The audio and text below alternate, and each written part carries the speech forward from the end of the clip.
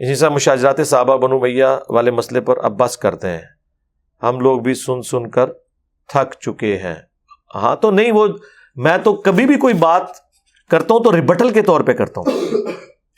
آپ تھک چکے تو آپ قرآن کلاسز دیکھیں، 344 ہیں، اس کے بعد بھی 130 ریکارڈ ہو چکی ہیں. آپ دوسرے ٹاپکس دیکھیں، آپ کے انٹرسٹ کے نہیں ہے نا. بعض لوگ تو کہتے ہیں اور کھول کے بیان کرو، میں نے تو ہر ٹاپک بیان کرنا ہے. کئی لوگ میری رفع الاجدین کی بات سن سن کے تھک چکے ہیں، کہ یا علی مدد کو شرک کہنے کی بات سن سن کے تھک چکے ہیں. ہو سکتا ہے یہ پرچی لکھنے والا نہ تھکا ہو اس بات سے. تو آپ جس فیلڈ سے تھکے ہوئے ہیں تو آپ کو کس نے کہ آپ سنیں. باقی ہمیں کوئی شوق نہیں آتا. آپ دیکھیں لوگ یہ کہتے ہیں نا کہ جی یہ سب کو چھیڑتا ہے. میں نے کسی کو نہیں چھیڑا میرے بھائی. میری پرانی ساری ویڈیوز دیکھیں. مسئلہ نمبر، میں نے ٹاپکس کے اوپر ویڈیوز ریکارڈ کرائی تھی 200. حاضر و ناظر، علم غیب، آیات النبی. کبھی نہیں لکھا تھا ریپلائی ٹو فلاں، ریپلائی ٹو فلاں. کوئی میری ویڈیو دکھائے کئی سالوں تک. تم لوگ بھی ٹاپکس کے اوپر ویڈیوز بناتے ہیں نا. انہوں نے سٹارٹ ہی 2015 میں مجھ سے کیا، ریپلائی ٹو انجینئر محمد علی مرزا. فرق دیکھا ہے؟ اہل حدیثوں کو کہو کہ تم امیر شام کا دفاع کرنا چاہتے ہو تو لکھو امیر شام کے فضائل، 100-150 بندہ ویک ہی لے گا. لیکن یہ کیا لکھتے ہیں؟ ریپلائی ٹو انجینئر محمد علی مرزا آن امیر شام. تو وہ جب آپ یہ کام کریں گے تو میں نے نہیں جواب دینا آگے سے. میرا رائٹ ہے نا. میری آپ جتنی ویڈیو قرآن کلاسز تھی، کبھی کسی قرآن کلاس میں لکھا ہوا ہے کہ قرآن کلاس نمبر 1 ریپلائی ٹو مفتی منیب الرحمان؟ مسئلہ نمبر 1 امام الانبیاء کی دعوت قرآن، اس کے ساتھ نہیں لکھا ہوا ریپلائی ٹو مولانا احمد رضا بریلوی. نہیں، سارے مسئلہ نمبر دیکھیں وہ ٹاپکس کے اوپر تھے. یہ جب 2015 میں انہوں نے میرے خلاف بائی نیم ویڈیوز بنائی، میری تصویر کے اوپر کانٹے لگائے، تو سرکار یہ تو نہیں ہوگا کہ آپ کے اوپر لوگ بات کریں، سچائی کہنے پر آپ کو مجرم ٹھہرائیں اور میں خاموش ہو کے بیٹھ جاؤں گا. ایسے تو نہیں ہوگا. تو پھر میں نے ریپلائی ٹو شروع کیا، اور پھر جب یہ سلسلہ شروع ہوا تو اس سلسلے میں پھر جو بھی دین کا کسٹوڈین بن کے سامنے آیا اور اس نے دین کا مذاق اڑایا تو پھر میں نے اسے ریپلائی کیا. ٹھیک ہے. لوگ کہتے ہیں جی وہ انجینئر صاحب، لوگوں کو تو کہتے ہیں کہ جی ریپلائی ٹو انجینئر محمد مرزا لکھ کے آپ ویوز لیتے ہیں، تو آپ بھی تو ریپلائی ٹو تقی عثمانی لکھ کے ویوز لیتے ہیں. مجھے بتائیں تقی عثمانی صاحب کے اپنے ویوز کتنے ہیں؟ جن کے اپنے ویوز سینکڑوں اور ہزاروں میں مشکل سے جائیں، ان کو جب میں ریپلائی کروں اور وہ ویوز لاکھوں میں جائیں، تو اس میں تقی عثمانی صاحب کا کمال ہے یا ہمارے اس پلیٹ فارم کا کمال ہے؟ مفتی منیب الرحمان صاحب اور سعد رضوی نے بیٹھ کے پریس کانفرنس کی ہے، مشکل سے 10-12 ہزار لوگوں نے دیکھی ہے، جو ٹی ایل پی کے ساتھ کے پی پولیس نے کیا. ہماری ویڈیو جو ہے 30 سے 35 گھنٹوں میں 1 لاکھ کراس کر گئی ہے. تو آپ یہ کہیں گے میں نے ان کے نام کے اوپر ویوز لیے ہیں، اور جن کو خود اپنے ویوز نہیں مل رہے ہیں ان کے نام پہ مجھے کہاں سے ملنے ہیں؟ تو یہ بات غلط کر رہے ہیں. اور لوگ کہہ رہے ہیں شروع میں انجینئر صاحب نے بھی اس طریقے سے ویوز لیے. سرکار میں نے کبھی بھی اس طریقے سے ویوز نہیں لیے. ہماری ہمیشہ ویڈیوز شروع سے جو آ رہی ہیں، آپ میری ابھی ویڈیو اپلوڈ ہے انڈیا اور پاکستان کے بزرگوں کی 19 گستاخانہ عبارات کا تحقیقی جائزہ. کسی بزرگ کا نام نہیں لکھا ہوا، کسی کی تصویر نہیں لگی ہوئی ہے. جا کے دیکھیں اس کی ویورشپ. اس سال ثواب کے اوپر مسئلہ 74 ہے، 2 ملین کراس ہوا ہے، اس کے اوپر کسی کی تصویر نہیں لکھا ہوا ہے. اس سال ثواب کے طریقے، یہ تو ریپلائی ٹو میں نے آپ لوگوں کی وجہ سے شروع کیا ہے. جب آپ کے لوگوں نے میری تصویروں پہ کانٹے لگا کے مجھے ریپلائی کیا ہے تو میں تو اپنا رائٹ رکھتا ہوں. پھر میں نے ان کی تصویریں لگائی ہیں. رفع الیدین پہ میری ویڈیو ریکارڈ ہوئی ہے، بتائیں میں نے کس مولوی کی اس میں تصویر لگائی ہوئی ہے؟ رفع الیدین سے متعلق فرقہ وارانہ نظریات کا تحقیقی جائزہ. اتنی سمپل اردو لکھی ہوئی ہوتی تھی، نہ کسی مولوی کی فوٹو ہوتی تھی، نہ نیچے رومن میں کسی کو ریپلائی ہوتا تھا. اس ویڈیو کی وجہ سے جب آپ کے مولویوں کو پسو پڑ گئے کہ ان کے فرقے کے لوگ ان کو چھوڑ کے چلے گئے، پھر آپ لوگوں نے مجھے ریپلائی کرنا شروع کیا. تو سرکار پھر میں تو آپ کو پتا ہے، ہاں نہ تو انہوں پتہ ہی نہیں تھوڑا واسطہ کس بندے نال پہ ہے. تو میں نے پھر اس رپلائی کے اوپر رپلائی کیا ہے. مجھے کوئی یہ نہ کہے کہ میں نے کسی کی تصویر لگا کے ویوز لیے ہیں. میں یہ دعویٰ کر سکتا ہوں کہ مولویوں نے میری تصویر کے اوپر ویوز لیے ہیں. اب اگر میں لگا رہا ہوں یا میں ان کو رپلائی کر رہا ہوں تو ان کی باتوں پہ ہے, اور میرا ٹریک ریکارڈ ہے. سرکار یوٹیوب تو نہیں جھوٹ بولتی نا. جائیں 12 سال پرانی میری ویڈیوز دیکھیں, مجھے کبھی کسی مولوی کی تصویر دکھائیں, کسی ایک مسئلہ نمبر کے اوپر دکھائیں. آپ لوگوں نے فتوے لگائے, آپ کے مولویوں نے. پھر میں نے رپلائی کرنا شروع کیا کہ یار اب یہ ایک بندہ بولا ہے. اب مجھے ایک بندہ سعودی عرب میں بیٹھ کے کہہ رہا ہے ایران کے ٹکڑوں پہ پلنے والا جانور, اور خود سعودیہ کی تنخواہ لے رہا ہے, اور وہ پائلٹ ہے ایک فرقے کا, ٹھیک ہے, اور وہ اپنے باپ کی عمر کے بندے کو گالیاں نکال رہا ہے, مولانا اسحاق صاحب کو, ٹھیک ہے, اور کیسی غلیظ زبان استعمال کر رہا ہے وہ, نطفے اور فلاں فلاں.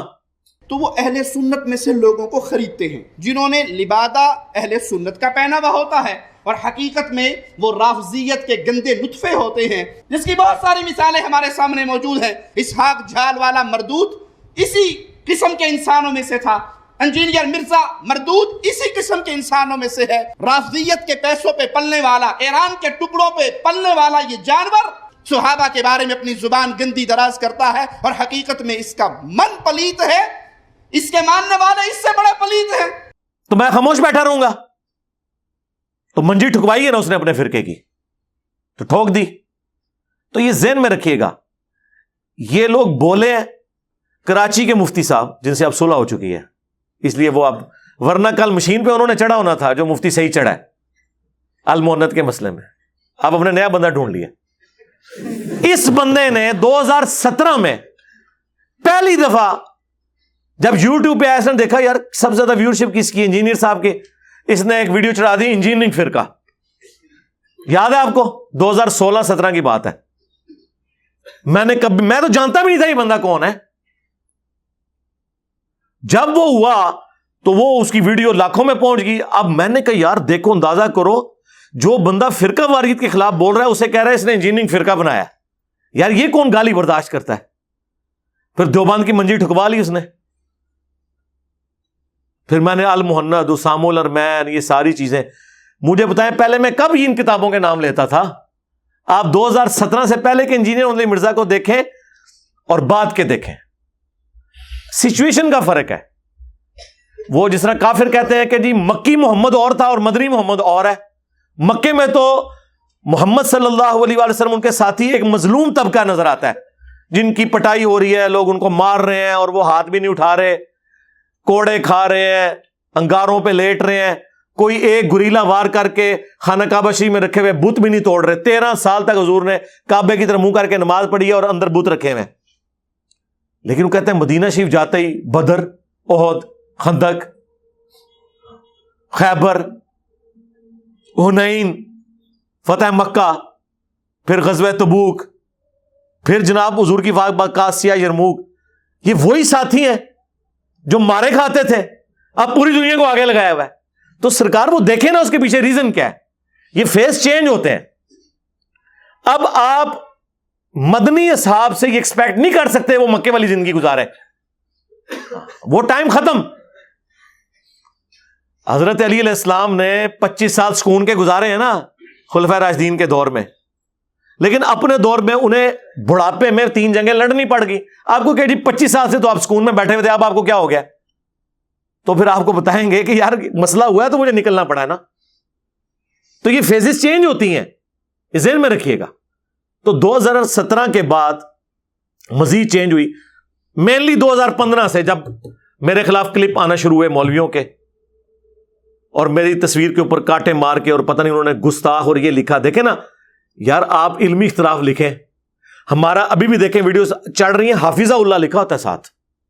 یہ مفتی سعید نے کتنی گستاخی کی حدیث کی, لیکن میں نے کیا لکھا ہے, رپلائی ٹو دیوبندی مفتی سعید حافظہ اللہ. یہ لوگ لعنت اللہ سے نیچے بات نہیں کرتے. اتنا کس کے اندر حوصلہ ہوتا ہے؟ اب آپ مجھ سے یہ کہہ رہے ہیں کہ میں جاؤں حضرت بلال حبشی کی طرح جا کے کوئلوں پر اور ریگستان کے تپتے صحرا پر لیٹ جاؤں. سرکار لیٹے رہے ہیں اتنا عرصہ. اب ہم اس وقت بدر میں کھڑے ہیں, احد میں کھڑے ہیں, بلکہ قادسیہ اور یرموک میں پہنچے ہوئے ہیں. اب تو آپ کے ہاتھی بھی ہم نے گرانے ہیں, بلکہ گرا دیے.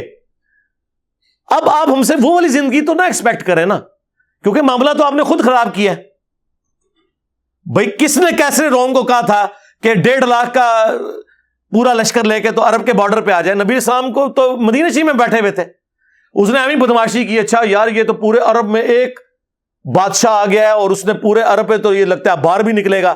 وہ اس لیے سوچتے تھے کہ خود انہوں نے بھی یہی کیا ہوا تھا, تو انہوں نے کہا یہ تو انقلاب باہر ایکسپورٹ ہوگا تو ادھر ہی دبا لو. تو وہ عرب کے بارڈر پہ آ کے 1.5 لاکھ کی فوج لے کے بیٹھ گیا کہ ابھی کلا کما کر دیتے ہیں ان کا, اور وہاں سے جناب وہ نبی علیہ السلام کے قاصد کو بھی قتل کر دیا جب حضور نے قاصد بھیجا اپنا.